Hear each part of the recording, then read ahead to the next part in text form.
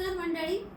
गोष्टी नेहमीच्या पण जरा निराळ्या या चॅनेलमध्ये आपणा सर्वांचं सहर्ष स्वागत. सर्वप्रथम आज मराठी भाषा दिन आहे, त्यामुळे मराठी भाषा दिनाच्या तुम्हा सगळ्यांना शुभेच्छा. मी सुवर्णलता वालावलकर आणि मी विशाल मिलिंद प्रभू. आम्ही दोघांनी आज विचार केला की आज मराठी भाषा दिन आहे, तर मराठीतल्या काही प्रसिद्ध कविता ज्या कदाचित तुम्ही ऐकल्या नसतील किंवा कादंबरीतले थोडेसे उतारे वगैरे यांचं आज आपण वाचन करावं. कशी वाटते तुला आयडिया? खूप छान आहे. आणि आज मराठी भाषा दिन आपण कुसुमाग्रजांच्या जन्मदिवसानिमित्त सादर करतो, म्हणून पहिली कविता ही कुसुमाग्रजांची आहे. कुसुमाग्रजांच्या तशा बऱ्याच कविता खूप प्रसिद्ध आहेत आणि तुम्ही त्या ऐकल्याही असतील, पण ही एक जरा वेगळी कविता गाभारा, तिचं मी पहिलं वाचन करते. कवितेचं नाव आहे गाभारा आणि ही ज्या पुस्तकातनं घेतले त्या पुस्तकाचं नाव आहे प्रवासी पक्षी. त्यामुळे पुस्तक मिळालं तर नक्की वाचा. कवितेचं नाव आहे गाभारा. दर्शनाला आलात या, पण या देवालयात सध्या देव नाही. गाभारा आहे, चांदीचं मखर आहे, सोन्याच्या समया आहेत, हिऱ्यांची झालर आहे. त्याचंही दर्शन घ्यायला काही हरकत नाही. वाजवा ती घंटी आणि असे इकडे या. पाहिलात तो रिकामा गाभारा? नाही, तसं नाही. एकदा होता तो तिथे. काकड आरतीला उठायचा, शेजार तिला झोपायचा, दरवाजे बंद करून बरोबर 12ला जेवायचा. 2 तास वामकुक्षी घ्यायचा. सारं काही ठीक चाललं होतं. रुपयांच्या राशी, माणिक मोत्यांचे ढीक पडत होते पायाशी. दक्षिण दरवाजाजवळ मोटारींचे भोंगे वाजत होते. मंत्र जागर गाजत होते. रेशमी साड्या, टेरींचे सूट समोर दुमडत होते. बँकेतले हिशोब हरिणाच्या गतीनं वागडत होते. सारं काही घडत होतं हवं तसं. पण एक दिवशी आमचं दुर्दैव, उत्तर दाराजवळ अडवलेला कोणी एक भडंग महारोगी तारस स्वरात ओरडला, बाप्पाजी बाहेर या. आणि काकड आरतीला आम्ही पाहतो तो गाभारा रिकामा. पोलिसात वर्दी आम्ही दिलीच आहे. परत कदाचित येईलही, पण महारोग्यांच्या वस्तीत तो राहिला असेल तर त्याला पुन्हा प्रवेश द्यायचा की नाही याचा विचार करावा लागेल आमच्या ट्रस्टीला. जयपूरला पत्रव्यवहार चालू आहे दुसऱ्या मूर्तीसाठी, पण तूर्त गाभाऱ्याचं दर्शन घ्या. तसं म्हटलं तर गाभाऱ्याचंच महत्व अंतिम असतं. गाभारा सलामत तो देवपचास.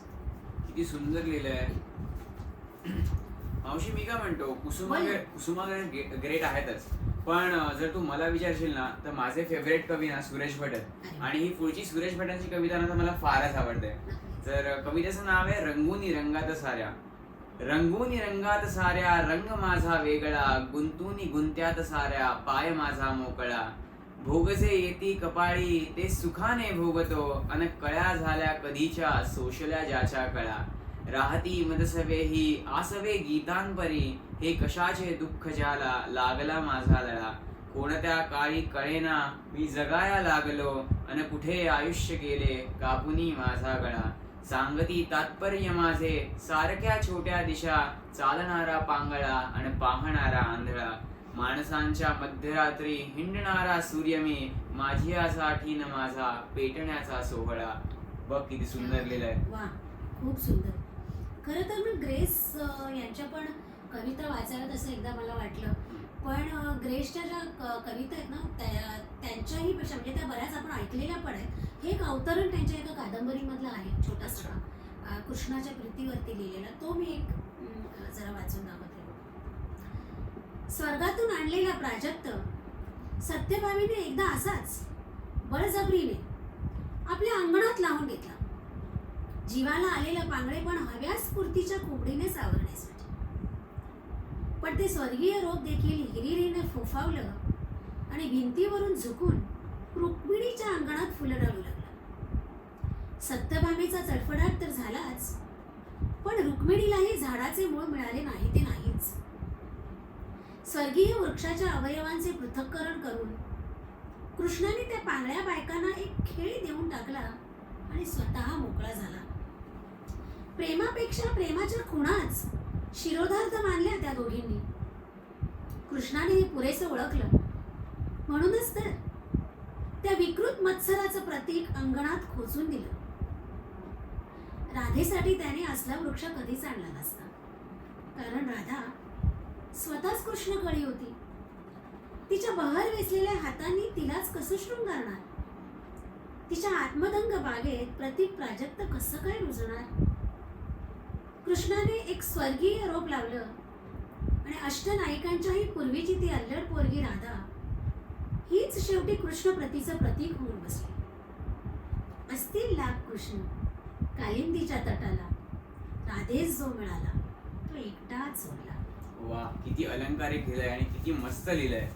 बरोबर. पण मावशी, मी काय म्हणतो, आता सध्या मला त्या दिवशी व्हॉट्सअपवरती फॉरवर्ड एक मंगेश पाडगावकरांची कविता आलेली.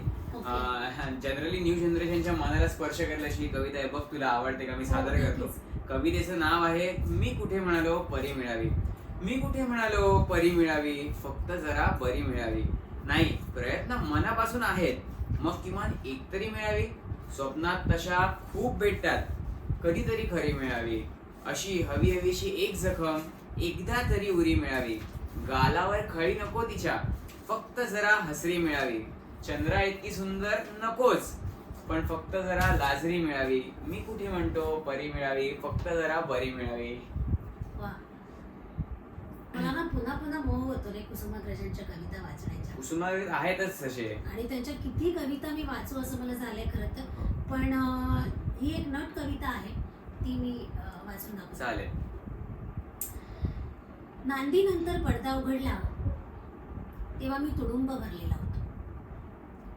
नांदीनंतर पडदा उघडला तेव्हा मी तुडुंब भरलेला होतो. हजारो रंगबिरंगी शब्दांनी, शरीरभर ओरावणाऱ्या असंख्य आविर्भावांनी, भीतींनी, आशांनी, अपेक्षांनी. आता भरतवाक्य संपल्यावर सर्व प्रेक्षालय रित झाले आणि संहितेत नसलेल्या प्रयाणाची तयारी करत मी उभा आहे रंगमंचावर एकटा. समोरच्या प्रेक्षालयाप्रमाणेच संपूर्ण रिकामा. मी उच्चारलेले काही शब्द अजूनही प्रेक्षालयातील धूसर मंद प्रकाशित हवेवर पिंजारलेल्या कापसासारखे तरंगत आहेत. सारे काही आविर्भाव रिकाम्या खुर्च्यांच्या हातांना बिलगून बसले आहेत. मी निर्माण केलेले हर्षविमर्शाचे क्षण पावसाने फांद्यावर ठेवलेल्या थेंबांसारखे भिंतींच्या कोपऱ्यावर थरथरत आहेत अजूनही. हा एक दिलासा माझ्या रितेपणाला. नाटक संपल्याची खंत ती आहेच. नाटक नव्हे, 3 तासांचे एक अर्करूप अस्तित्व संपले. पण संपले ते इथे माझ्याजवळ. माझ्या त्या अस्तित्वाच्या कणिका घेऊन हजारो प्रेक्षक घरी गेले.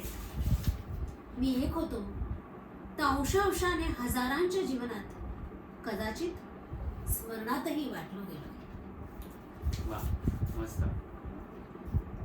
मावशी, मी काय म्हणतो, कुसुमाग्रज, सुरेश भट यांच्यासारखे मोठे मोठे कविता आहेतच, पण सध्या ना काही छोटे छोटे किंवा नवीन ओळखीत आलेले कवी सुद्धा आहेत ज्यांच्या कविता, गझला मला फार आवडतात. त्यातलेच एक गोविंद नाईक यांची एक गझल मला इथे तुला ऐकवावीशी वाटते आणि आपल्या प्रेक्षकांना ऐकवावीशी वाटते.